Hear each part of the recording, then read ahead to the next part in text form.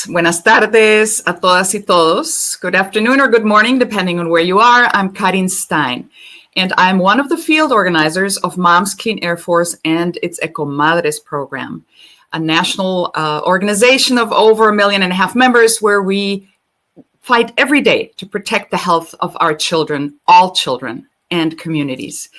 Today, it is my honor to moderate the latest installment of our series, EcoMadres Investigates. This is a series where we try to lift the veil on the information that is often hidden about environmental threats that affect the Latino and Latina communities.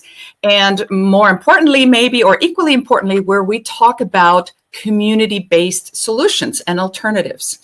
And today we're focusing on a topic that touches us all, which is plastic pollution. From the products in our homes to the policies in our government, we'll discover how plastics threaten our health. We'll also talk about false solutions that are being pushed by the plastics and petrochemical industries. And most importantly, again, what we can do will highlight real people-powered strategies for a healthier future. I'd like to introduce our speakers. We're joined by 3 incredible speakers who bring deep expertise and personal passion to this conversation. First, I'd like to introduce Clementina Martinez-Masarweh, a first-generation Mexican-American filmmaker, storyteller, and sustainability advocate. With over 20 years in the fashion industry, she witnesses firsthand, then and now, how waste and overconsumption harm both people and the planet. That experience inspired her to shift towards sustainable design and use film and fashion as tools for environmental justice, which has sparked urgent conversations about climate solutions, culture, and community action. Welcome, Clementina. Next, I would like to welcome Dr. Isabel Baptista, an associate professor of environmental policy and sustainability management at the New School, a university in New York City, and director of the Tishman Environment and Design Center. A nationally recognized environmental justice scholar, Dr. Baptista works alongside frontline communities to advocate and advance just climate and waste policies, fair climate and waste policies. She co-founded the EJ Movement Fellowship and has led groundbreaking research on incineration and plastics, spotlighting how pollution disproportionately harms communities of color. Dr. Baptista, welcome. And last but not least, I would like to turn to one of my colleagues at Moms Clean Air Force, Amanda Rowoldt. Amanda is Ohio field organizer for moms and a public policy expert with a passion for building common ground to solve tough problems. She's the founder of Work-Family Balance, a nonprofit supporting working parents and child development. As a mom, Amanda saw firsthand how plastic pollution added stress and guilt to daily life, and now works to empower families to fight together for cleaner, healthier communities. Welcome to all 3 of you. It's a true pleasure to have you here today. Let's start with part 1 of our conversation, which focuses on health and justice. Let me set the stage for this conversation first. Plastic production is expected to triple globally by 2060. Let's take a moment to let that sink in. In 35 years, the expectation or the projection is that we'll have 3 times more plastic on this planet than we have now. Much of this is driven by fossil fuel companies expanding petrochemical infrastructure. These are facilities that turn oil and gas into plastic. This isn't just a pollution problem. It is a public health crisis. Plastics are found in the air we breathe, in the water we drink, in the food we eat, and inside our bodies. The communities facing the worst impacts are often communities of color and low-income neighborhoods already burdened by pollution. I'd like to turn to Amanda first with my first question. As a mom and organizer, Amanda, what are you seeing and hearing about how plastic pollution is impacting the health and well-being of moms, kids, and families, especially in overburdened communities? Thank you so much. Well, it's such an important question. and unfortunately, the impact is entirely negative.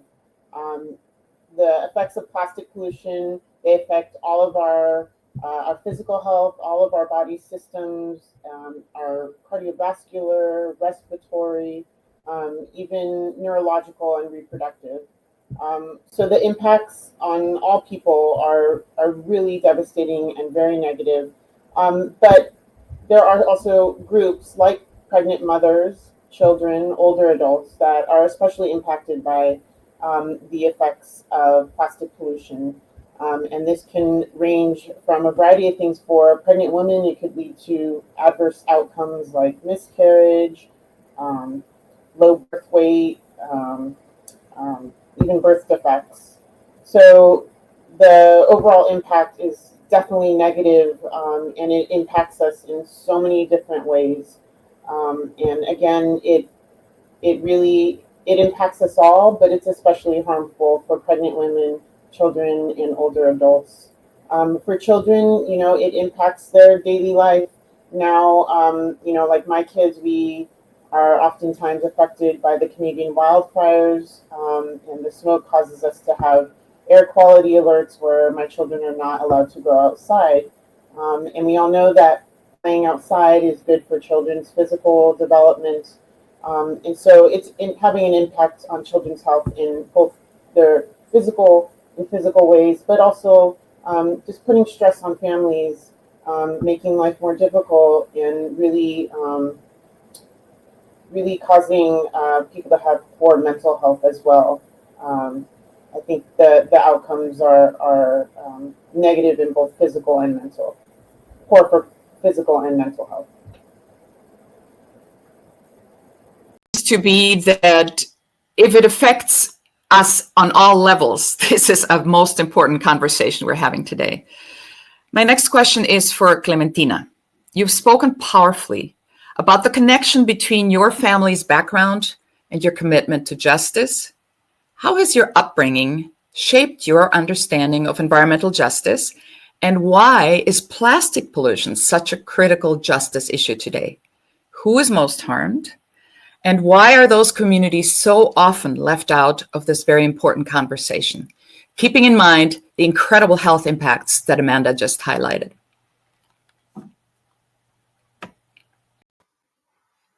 Thank you so much for asking that question.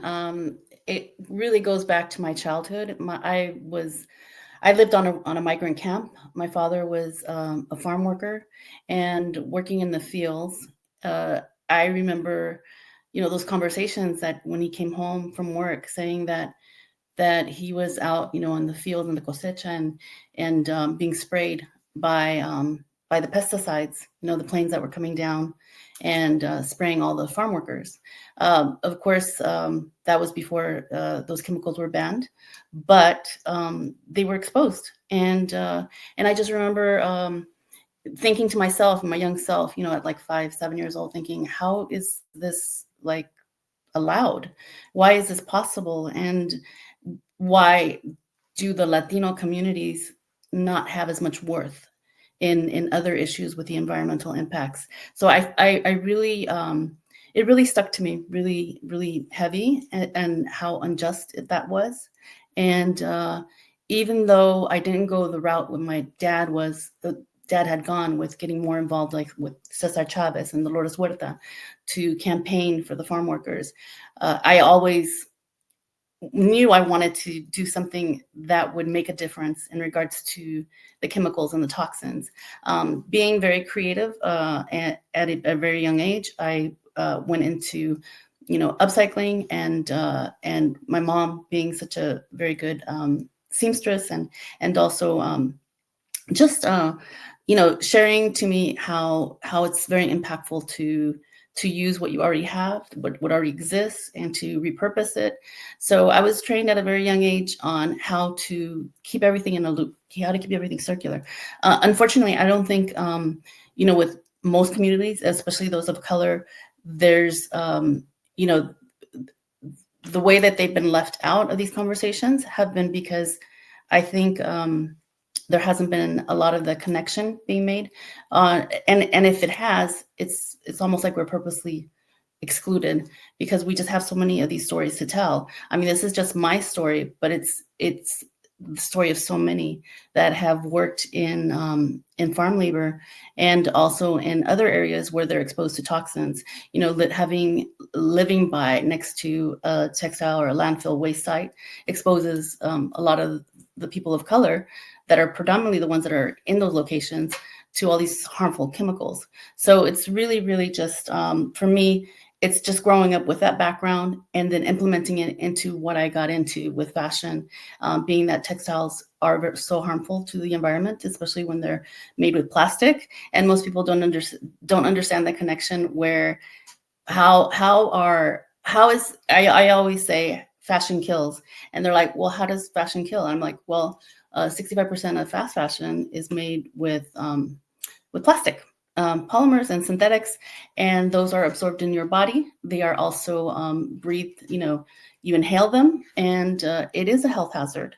And that is why I am so dedicated to my work. It's my mission to make sure that I bring awareness to that and share it with others, especially with people of color, because they are the most impacted.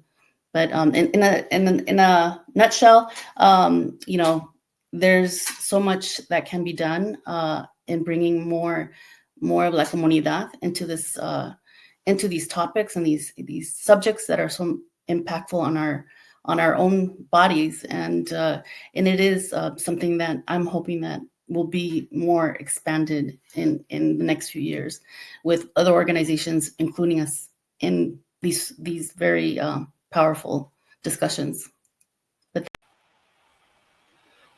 Thank you, Clementina. And we'll return to community-based solutions towards the end of our conversation in the third section. Your comment about your father's work in the field took me back to my own childhood, which was in a very remote area of Eastern Colombia.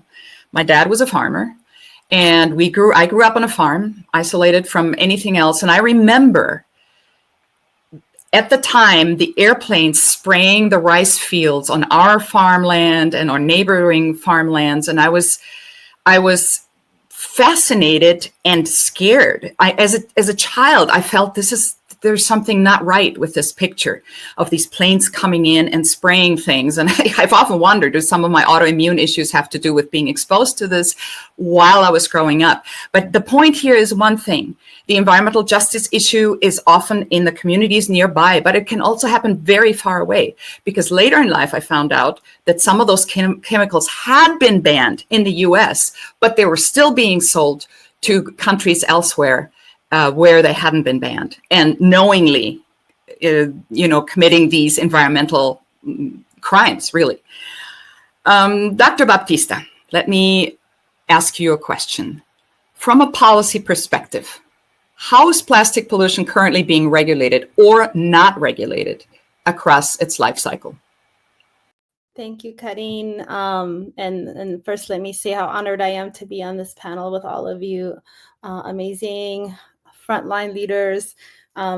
Your stories really resonate with me, because before I became Dr. Baptista, I grew up as a kid in the neighborhood in Newark, New Jersey, in the shadow of the state's largest garbage incinerator. And that really set me on my path to really fight these industries and these false solutions from their source. And here I am. And unfortunately, the news about regulating plastics is not very good. This is a global industry tied to very powerful fossil fuel petrochemical companies that is global in scale, and they produce thousands of chemicals a year that are associated with plastic pollutions. There's something like more than 16,000 chemicals associated with this industry, and less than 6%, probably even less than that, much less than that, are actually regulated worldwide. So this is a highly under-regulated industry, from the point of extraction and production and manufacturing all the way to the end of the life cycle in the waste management side of things. And there's, various reasons why it's so underregulated, principally because you have very powerful actors like the American Chemistry Council and the petrochemical and fossil fuel companies who've worked really hard to lobby and stop and stymie more aggressive regulations of these chemicals. And it's very complex too, because unlike fossil fuels that end up in a power plant and you can regulate that individual power plant stack, plastics end up in very ubiquitous places throughout our entire society, from the clothes you wear, as Clementina was describing, to the food, the air, the water. So the proliferation of plastics has, our regulations have not kept up with that proliferation, and our regulations have not evolved to capture the hundreds of new chemicals that come on into the pipeline every year. At the global scale, we have right now a global plastics treaty that the UN has put forward that is still being negotiated. It was anticipated to be completed by last year, but it still is being worked on.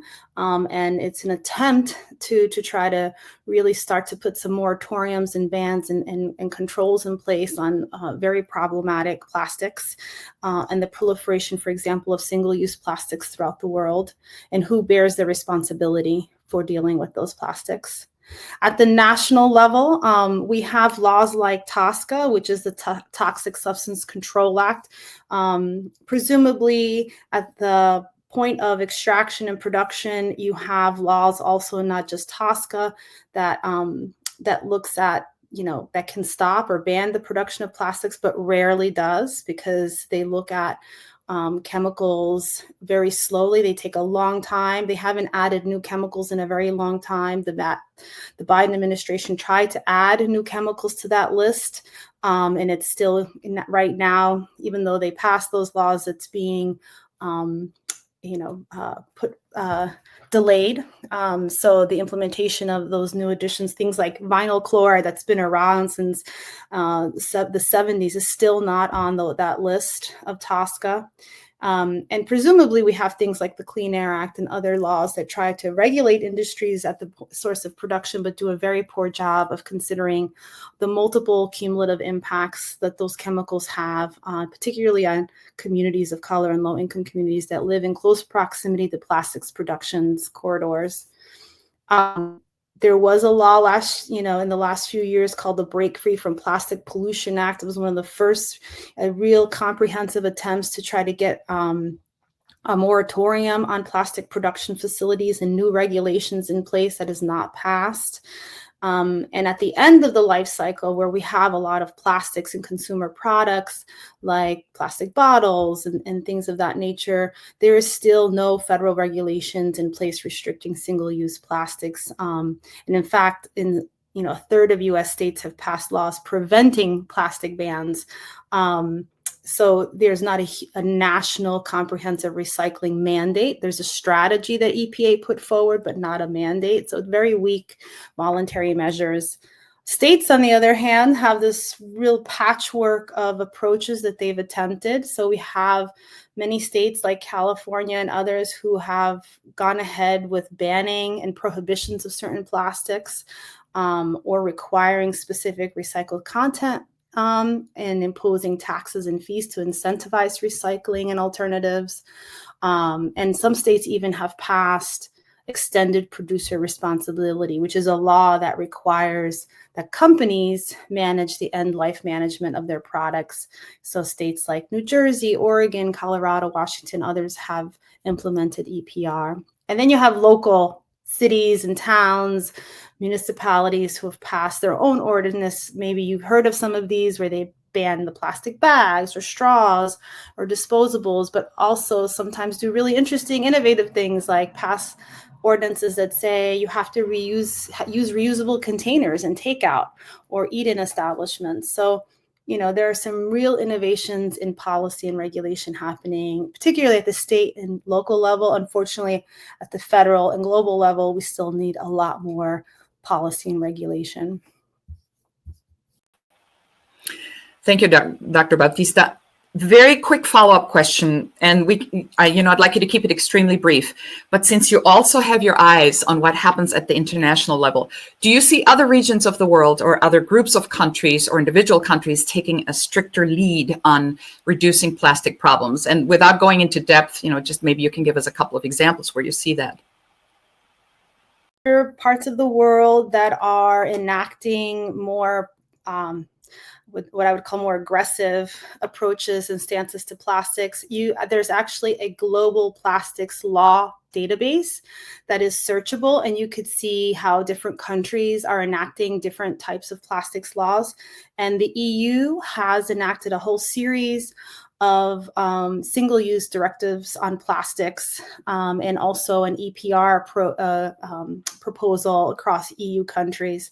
So there are lots of examples, not just from the EU, but also from Asia, so from Southeast Asia, and Latin America, and the continent of Africa, where countries are experimenting with how to approach plastics more aggressively. So I encourage you all, I can put the link in to check out that database. Thank you. I think it's very important, because in this hard work with so much bad news, I think it's important to find hope wherever we can find it. And sometimes that is examples in other parts of the world that may be compensating for the work that we're not doing. And speaking of compensating and accountability and all these things, let's switch to the second section of our conversation, which is to delve in a little bit more deeply into industry accountability. We've seen a surge of research recently uncovering just how widespread microplastic contamination really is and how it may be impacting our health. Microplastics are tiny plastic particles, often smaller than a grain of rice. My dad was a rice farmer, so I have the exact size in my mind. And sometimes I think they're so small, we don't even know that we can see them with the bare eye. They come from the breakdown of larger plastic products and are shed from things like synthetic clothing. And speaking of clothing, Clementina, let me turn back to you. The fashion industry is one of the largest contributors to microplastics pollution, as I think you alluded to. Can you explain how plastics became such a big part of our clothing and why fast fashion plays such a major role? You quoted an incredible statistic, 80% of what we wear is, or a very high statistic of the clothing we wear is made from plastics. Yeah, absolutely. I'd love to. I definitely know firsthand how plastic got so involved with our clothing. It should not have been. That should not have ever happened. But plastic, as you know, is a convenience. It's made a lot of products very convenient, and fashion is not immune to that. So a little bit more of my background is, as a designer, I first started working as an assistant designer for Von Terry, who was doing custom-made pieces in fashion. And that's really the trajectory that I wanted to go on, becoming more of a one-of-a-kind pieces and very specialized. But at that time in history, and this was in the late 80s, that's when fast fashion started taking off. And it wasn't called that. It wasn't called that before. It was just called the convenience of fashion, overproduction so that it makes it easier for consumers. And it was very much manufactured in a way that it would be very appealing to the general public. I was privy to some of the marketing that tactics that were used, which a lot of them were psychological. And it really, really made me to the point where I got burnt out, because I was seeing all the impacts with overproduction, the impacts of textile waste, and these fabrics that were heavily made with polyester, polymers, and other synthetics, that was just being going bananas in production. So I know firsthand, because I used to be a fast fashion designer, and knowing all these detrimental impacts that fast fashion has had on our health, and it made me just get out of it, because I didn't sign up for that. I didn't sign up to be a fast fashion designer and to harm the planet, harm people. I mean, we could even get into the whole ethical parts, because that is also the industry itself is very extractive and exploits a lot of its workers. But that's another topic. In regards to the harmfulness that it causes on our planet, I would say fast fashion is the highest contributor to that because of the high rate that it uses fossil fuels, which is plastic. And, it's over 65%.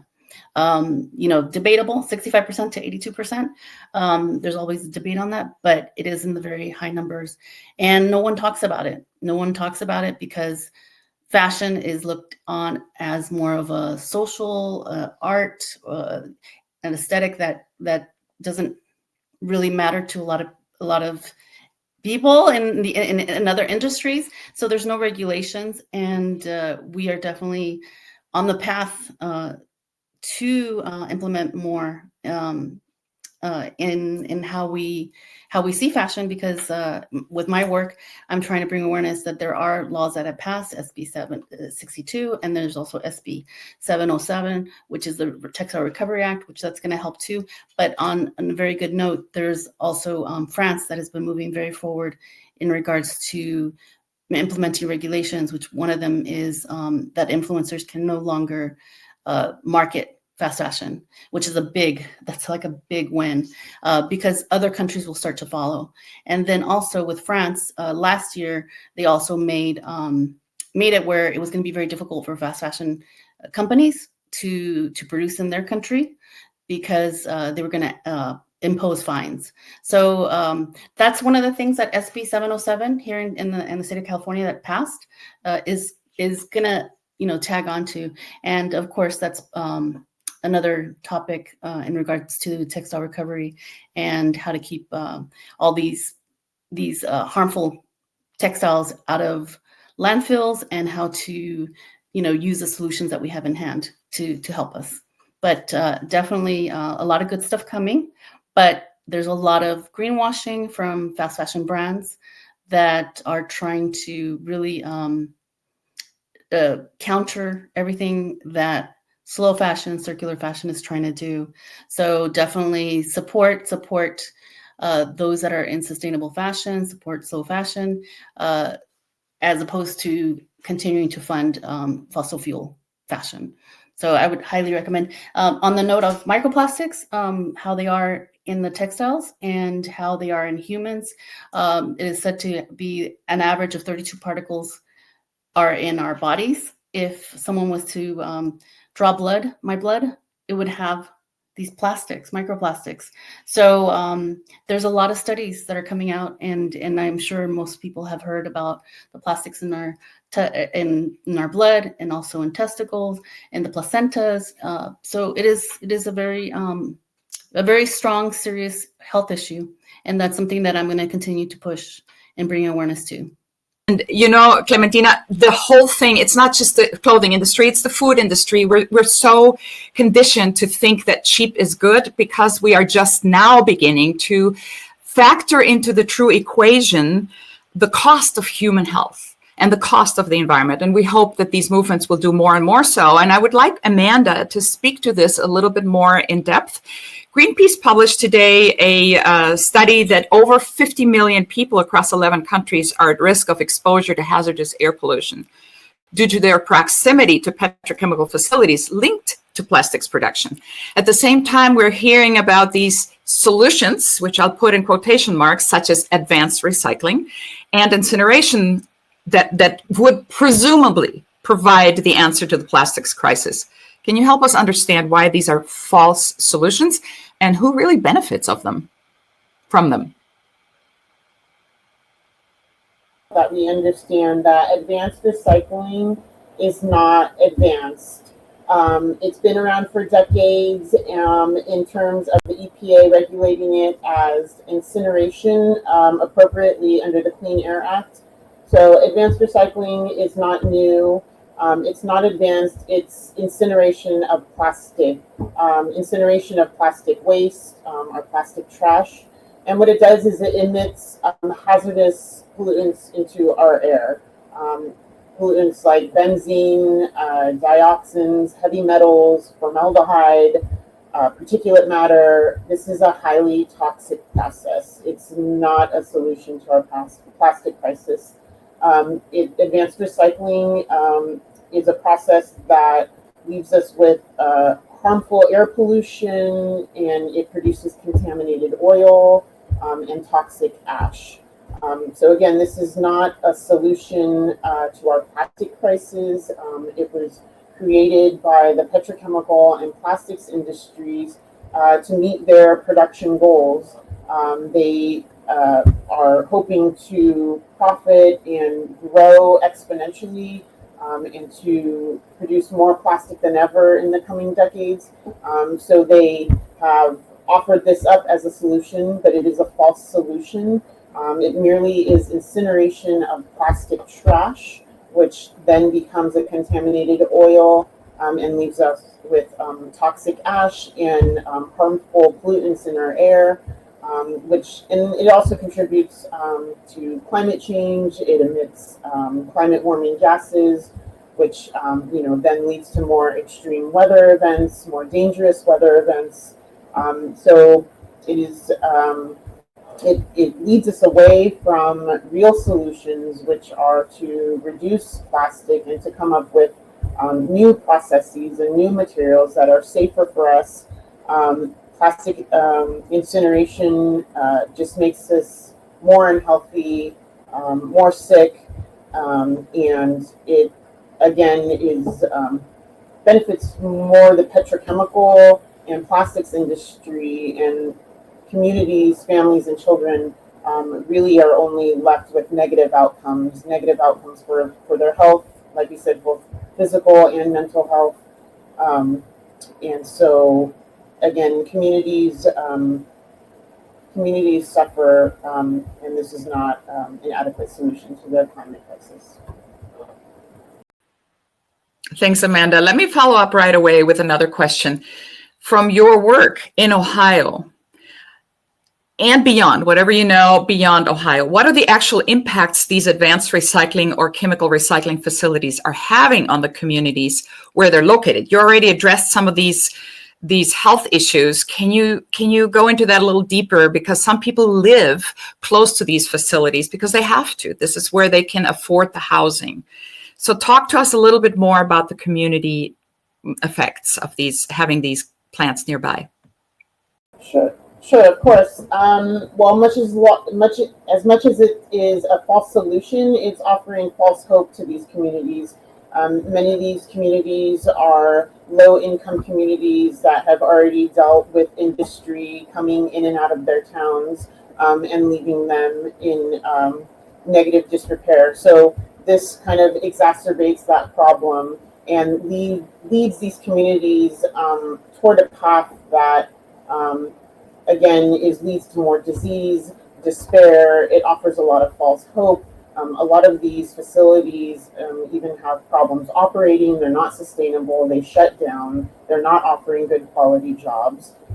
So, I think these communities are given false hope that this somehow will turn things around for them, but it's taking them in the absolute wrong direction, and it's really just going to make life more difficult with more health problems and with our health industry the way it is, that leads to more expenses. So it really just makes life more difficult for communities that have already had a lot of difficult situations already.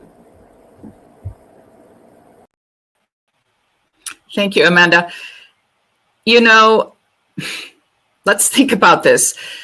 People eat about 5 grams of plastic or ingest somehow. It may be through eating, through drinking, maybe even contact. 5 grams of plastic a week. That's about the equivalent of a credit card worth of plastic. Would anybody eat a plastic credit card once a week? And then let me return to this other statistic, which is really why we're talking about this. I think I'm safe in saying that Mom's Clean Air Force is not saying we have to get rid of plastic. We understand that the medical field, that certain elements of the food industry, that certain elements of anything we use, the plastics have been a game changer. What we're screaming about as an organization is what I opened with earlier, that we're looking at the proposal to increase plastic on this planet by this incredible amount in the next 35 years. What we need to do is stop where we are and reduce where we are. So keeping that in mind, let's start thinking about solutions. Dr. Baptista, I'd like to start with you.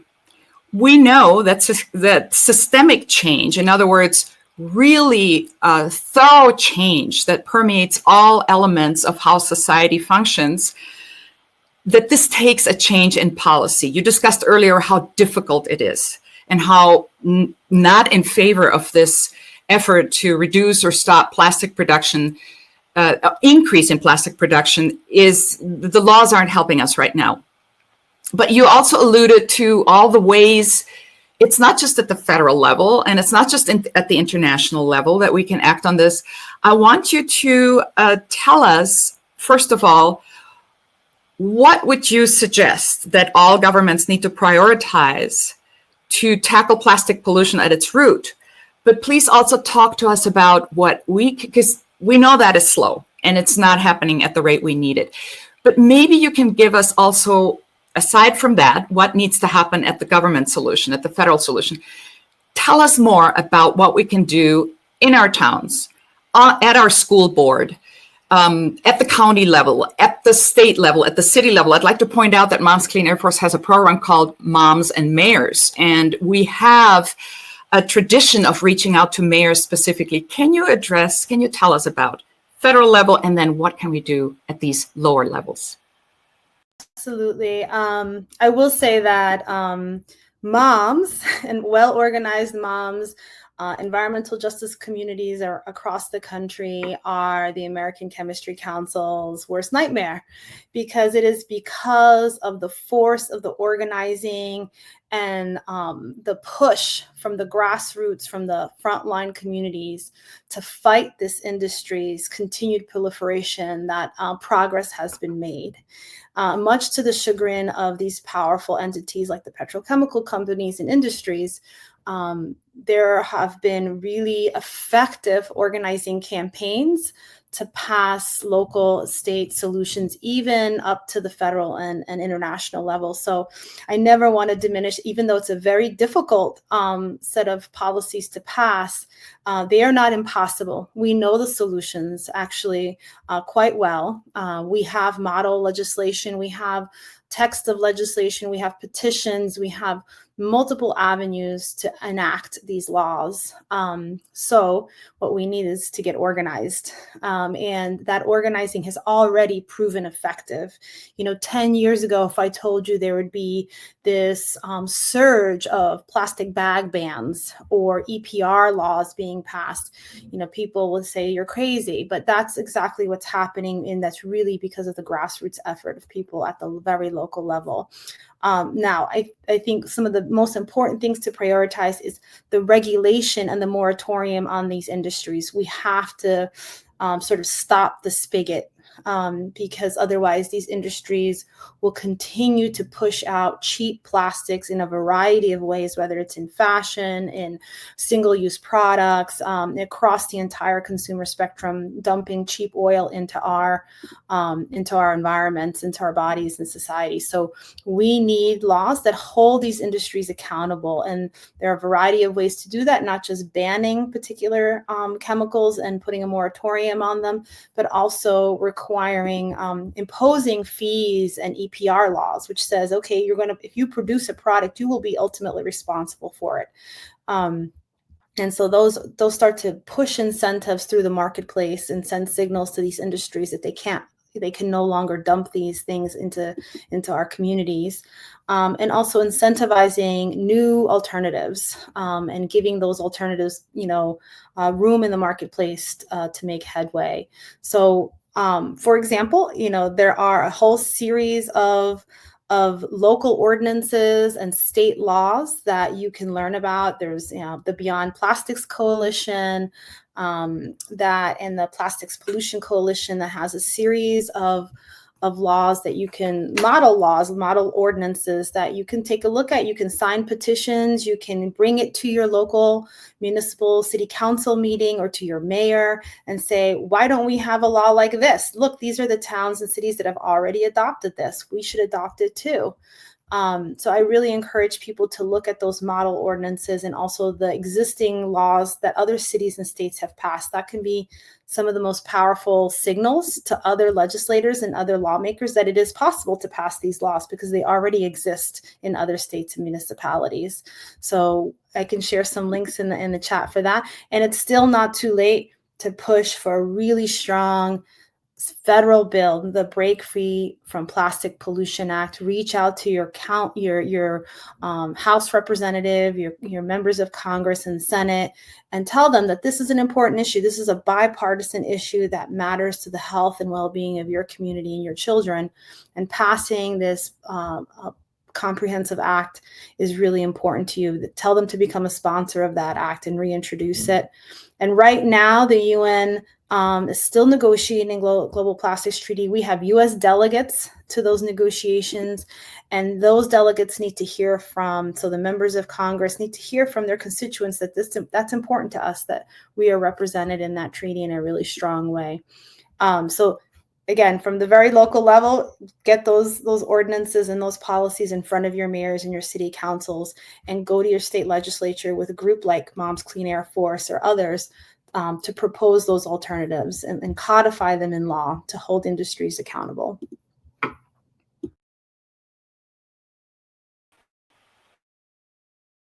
Thank you, Dr. Baptista. You know, just for those who have joined recently, we're in the third section of our discussion, which is focusing on solutions. And what I hear you say, Dr. Baptista, is from the ground up is perhaps our biggest strength to get the top legislators to act. And I love this, what you mentioned, that there are already model ordinances, model laws, model legislation at the local and regional level that can be presented to our own local and regional leaders. And oftentimes, I think lack of action is lack of information. And so if they see what has worked in other areas and communities, that is a very powerful tool, and that feeds into our desire to build stronger communities, and building stronger communities includes communication. We communicate with one another what builds strength, what works where.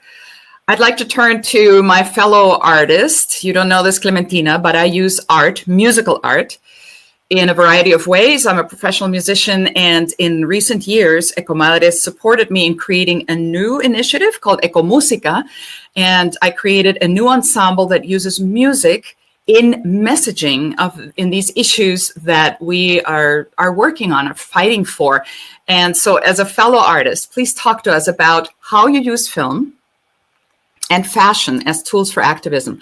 How can creative storytelling inspire people to take action and imagine a world with less plastic and more justice? Thank you so much, and thank you for being an artist and sharing your craft, as your skills through music. I think it's so impactful.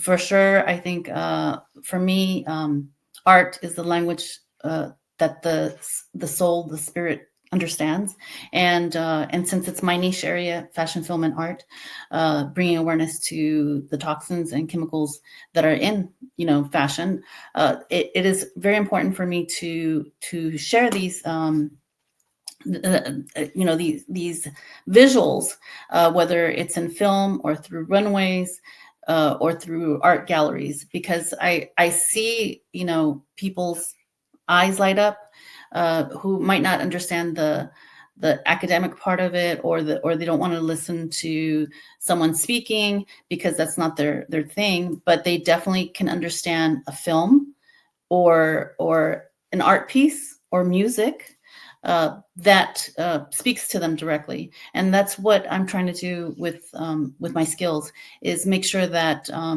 that those people are included in these conversations. And through film, which is something that I'm not, I wouldn't say that I'm a self-trained filmmaker, and that's because of just out of necessity, because I wasn't seeing films out there that were talking about the toxins and how the relationship with fashion was so intertwined, and I started just producing, partnering up with other filmmakers. Some of the projects that I have is the Cyborg Human, which I'm partnering with Mariel Noor, who is the film director, to bring awareness to microplastics, and just like the campaigns against cigarettes sort of did, it would be sort of that along those lines, to bring visually to the audience globally how detrimental textile made from fossil fuels is. I do strongly believe that people, when because I've seen it firsthand, when they are made aware of these harmful impacts that especially fast fashion has on them, they will usually come up to me and say, I didn't realize, I didn't know, because no one talks about it. And that's why I think through art, through music, through films, is so important for social impact. I definitely will continue doing that through a community-based volunteer. It's a small division that I have through DNA Threads, Sustainable Threads. It's the Circular Culture Hub, which is more based on community, and then just also charitable volunteer work to bring awareness in marginalized communities, that are impacted by plastics and chemicals that are in their backyards. So I think there's so much power in that, in sharing that education, in my niche area through visuals, so that everyone can understand how they could be a part of the solution. And there's so many solutions. With the film that I have that I mentioned, Cyborg Human, it's in regards to how we are losing our DNA, our human DNA. We're becoming plastic people, basically. And it is bringing awareness to that. It is partnering with other bio material companies, businesses that are producing solutions, countering plastic and offering plant-based materials that, there's no reason we shouldn't be using all these innovations that already exist. Of course, we all know that it comes down to the greed of the fossil fuel industry. They don't want to let it go. But the people, and yes, I also agree with Dr. Baptista, grassroots is so powerful. So when you partner education, institutions, academia with art and just campaigns, it's unstoppable. So I'm excited about what's to come. I know there's so much potential, and I really am excited about the next few years. I know that there's a lot of regulations that are not in our favor and are not supporting and are not funding, but I know the people will. And that's why, for me, it's incredibly my mission to make sure everyone knows what's going on and what they're wearing, and how they themselves have a voice and can use their buying power to say, no, we don't want to wear plastic. We are supporting slow fashion, circular fashion that is good for the planet. Fashion has no humans in mind. All it has is money. And that's the connection that I'm trying to bring to the public, so that they can see for themselves.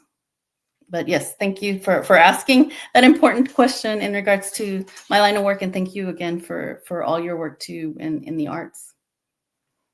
Your words are very powerful, because art is a language, and it's a trust-building language that reaches our fundamental being in the deepest part of our brains. The emotional road through art opens ears and opens minds, has that power. We're almost coming to the top of the hour, so I'd like to ask Amanda, my colleague. Families can feel pretty overwhelmed by the plastic in their lives. What are some of the simple, tangible actions parents and caregivers can take in their homes or communities to reduce plastic exposure and protect their health? So maybe in 3 or 4 minutes? Sure, of course. I think a good point of reference is to just not put too much pressure on yourself. As long as you are moving toward reducing your family's exposure to plastics, that's a good thing. So little by little, just start reducing, cutting back. An easy way to start is plastic water bottles, plastic beverage containers, reducing your plastic shopping bags. Those can be replaced by, a nice canvas bag that come in lots of fun designs. So just think easy, no more plastic utensils, that sort of thing, and just never microwave plastic. And then more and more, just think about the choices you make as a consumer, because that's super important. When you go into the store, try to look for containers that are metals or aluminum, paper if it's available, glass if it's available. Just start to make different choices when it comes to packaging, and try to eat more at home, avoid those to-go plastic containers, and just do the best you can to reduce plastic exposure every day. Try to find something that you can replace. Thanks, Amanda. I'm going to throw in, as a touring artist, I have an environmental writer.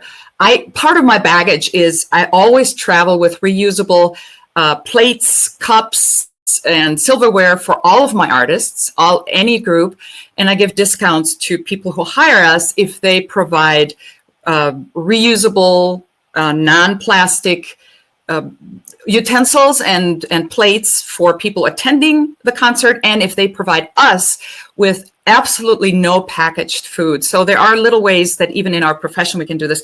Very, very quick, rapid fire response. Short phrase to each one of you, and I'll start with Dr. Baptista. One action that you would love our audience to take today after we're done here, because I'd like to have time still for at least one audience question. One action. Dr. Baptista. I would suggest just join one of these amazing organizations like EcoMadres, Mom's Clean Air Force, Beyond Plastics, Gaia. Join up. Go to the website and become a member. You can bring us all onto the screen here before we finish up. Clementina, same question to you. One action after this program is over that you'd like our audience to take. I would love for everyone to shop their closets. This is for free. Sustainability is not expensive. You could actually have a new wardrobe that doesn't cost you any money. Shop if you don't want to shop your own closet, shop your friend's closet. Join swapping events. They're all over the country. And I would say wash your clothes in cold water. And also, if you want to learn more hacks, please go on to my website or my Instagram or Substack with Sustainable Latina, because I'm representing as a badge of honor all Latinas in sustainability through fashion. Gracias. Amanda. Just real quickly, just no more plastic water bottles. Replace your children's plastic water bottles with a nice metal container, and no more plastic water bottles at birthday parties. Thank you. I'd like to get to at least one audience question for Dr. Baptista. Maybe keep it short. Can you expand on policy recommendations for schools that are located near petrochemical plants? It's schools. Typically, you had to pass policies there to protect schools. For example, installing air filtration systems that can help protect particularly schools that are on the fence line of petrochemical companies. You need to go to your, Board of Education, your local council people and mayor to talk about, requiring that petrochemical company to pay for air filtration and protection for those local schools, so that, those children are not harmed. Obviously, in many cities and towns are actually banning the placement of schools within a certain 50-mile or downwind of any petrochemical or industry that has a smokestack of a certain height. But if your school's already there in the danger zone, you need additional investments that should come from the industries that are placing the harm on those schools. Thank you so much. I want to thank all three of you. You're such powerful speakers, so knowledgeable. You bring so much passion to what we talked about here today. Amanda Rowoldt, my colleague, Clementina Martinez-Masarweh, and Dr. Ana Isabel Baptista. Thank you so, so much. One thing that we want to close with before I say goodbye and remind you that we're here because not just at Moms, but through all of these actions presented here today, we're all in a way fighting for justice in every breath. That's one of the mantras at Moms Clean Air Force. And any action you can take makes inhaling air a more just process, especially for the sake of those young lungs that are in development. Muchas gracias por estar aquí. Recuérdense, por favor, que aquí en EcoMadres hablamos español, de modo que si tienen preguntas, no duden en dirigirse a nosotros. I'll say goodbye with a screen that allows all of you to take 2 important actions through Moms Clean Air Force. First of all, visit our website. Take some time, drink a cup of coffee while you peruse what's there. We have so many resources. We have fact sheets, we have petitions, we have interviews, we have blogs, so much good information relating to how to make our air cleaner, our climate more stable, and how to protect vulnerable communities. The second action helps you become a part of EcoMadres, and that is simply to fill out a petition. The petition we'd like to highlight today is to tell Congress to protect families from plastics and petrochemical pollution by going to the link that is displayed here, actnow.momscleanairforce.org, etc. Please fill out that petition. It'll take you less than a minute. It'll help you become a member. You will receive other action pieces. We don't turn it into spam, but we give you more tools. And really, it takes less than a minute. We collect these petitions, we present them as a group, and that is a very powerful way to take action. Muchísimas gracias por estar aquí. Everyone, take care and keep up the good fight.